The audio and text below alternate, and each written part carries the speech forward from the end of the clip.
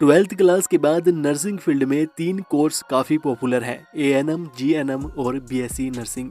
अब इन तीनों में से कौन सा कोर्स बेहतर है, किसमें ज़्यादा जॉब अपॉर्चुनिटीज़ है और किसे करने के बाद ज़्यादा वेतन मिलेगा, ये जानना आपके लिए बहुत ज़रूरी है। क्योंकि दोस्तों, पढ़ लिख कर हर कोई एक अच्छी खासी नौकरी करना चाहता है और वो तभी मिलेगी जब आपने एक अच्छा कोर्स किया होगा और आपको काम के बारे में प्रॉपर नॉलेज होगी। तो इसलिए इन तीनों के बारे में अच्छी तरह से जानने के बाद ही डिसाइड कीजिएगा कि आपको कौन सा कोर्स करना चाहिए। दोस्तों, एएनएम और जीएनएम का कोर्स एक डिप्लोमा कोर्स है, लेकिन बीएससी नर्सिंग एक डिग्री कोर्स होता है। चलिए एक एक करके पहले इन तीनों के बारे में जान लेते हैं, फिर बाकी सवालों पर बात करेंगे। एएनएम का पूरा नाम ऑक्सिलरी नर्सिंग मिडवाइफरी होता है। दोस्तों, ये एक डिप्लोमा कोर्स है जो कि 2 साल की ड्यूरेशन का होता है और जिसे 12th पास आर्ट्स और साइंस वाले दोनों कर सकते हैं।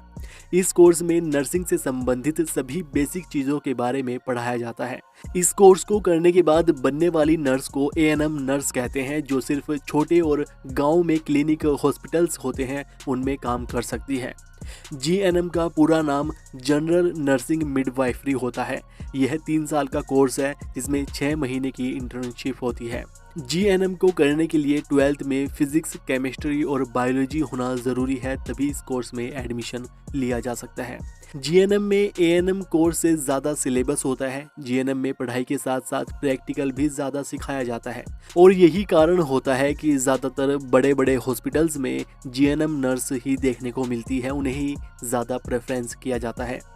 बीएससी नर्सिंग का पूरा नाम bachelor of science in nursing होता है। एएनएम और जीएनएम में जो सभी कुछ पढ़ाया जाता है उससे भी ज़्यादा बीएससी नर्सिंग का सिलेबस होता है। और दोस्तों, एएनएम कोर्स को हिंदी वाले भी आसानी से कर सकते हैं, लेकिन जीएनएम और बीएससी नर्सिंग के लिए इंग्लिश आनी ज़रूरी है, क्योंकि इन दोनों में सिलेबस इंग्लिश में ही होता है। अब जान लेते हैं कि आखिर इन तीनों की फीस कितनी होती है। दोस्तों, जैसे एएनएम कोर्स इन तीनों में सबसे कम ड्यूरेशन का है तो उसकी फीस कम होती है। जीएनएम की उससे ज़्यादा और बीएससी नर्सिंग की सबसे ज़्यादा फीस लगती है। एएनएम का टोटल 2 साल का खर्चा 1 लाख से 1.5 लाख के बीच में आता है। वहीं जीएनएम का 3 साल का खर्चा 1.5 से 2 लाख के बीच में आएगा और बीएससी नर्सिंग का 3 लाख से 4 लाख के बीच में खर्चा आ जाता है।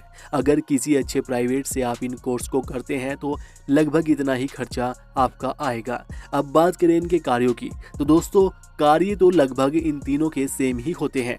एएनएम कोर्स का मकसद सिर्फ नर्सिंग से संबंधित छोटे मोटे काम सिखाकर नर्स बनाना होता है, जिससे कि वह डॉक्टर्स की हेल्प कर सके और छोटे मोटे काम जो हॉस्पिटल्स में होते हैं उन्हें देख सके।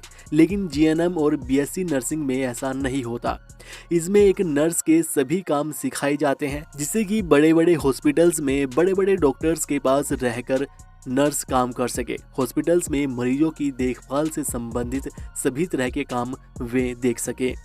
एक तरह से देखा जाए तो जीएनएम और बीएससी नर्सिंग वालों को बड़े बड़े हॉस्पिटल्स में एएनएम से ज़्यादा प्रेफरेंस दी जाती है, इन्हें ज़्यादा पसंद किया जाता है।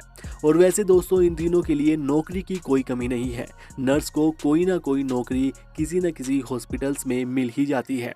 वेतन की बात करें तो एएनएम को प्रति माह 10,000 से 12,000 रुपए प्रति माह के लगभग वेतन मिल जाता है। वहीं जीएनएम और बीएससी नर्सिंग वालों को शुरुआत में 15 से 20,000 रुपए के लगभग तक की नौकरी मिल जाती है। तो अगर दोस्तों आपके पास ज़्यादा समय नहीं है, जल्दी से कोर्स करके नौकरी करना चाह रहे हैं, तो एएनएम कोर्स आपके लिए बेस्ट है। लेकिन वहीं अगर आपके पास 3 से 4 साल का समय है तो जीएनएम या बीएससी नर्सिंग आपके लिए बेस्ट रहेगा, क्योंकि जीएनएम और बीएससी नर्सिंग के बाद आगे कैरियर में आपके लिए बहुत ऑप्शंस खुल जाते हैं। इसके बाद अगर सरकारी नौकरी के लिए भी अप्लाई करेंगे तो उनमें भी जीएनएम और बीएससी नर्सिंग वालों को प्राथमिकता दी जाती है। बाकी दोस्तों, जो आपको अच्छा लगे वो कोर्स कीजिएगा और हमें नीचे कमेंट करके ज़रूर बताइएगा कि आप किस कोर्स को कर रहे हैं या करने वाले हैं। बाकी वीडियो को लाइक और शेयर कीजिएगा और ऐसी ही और वीडियोज़ के लिए चैनल को सब्सक्राइब करके बेल आइकन दबा लीजिएगा।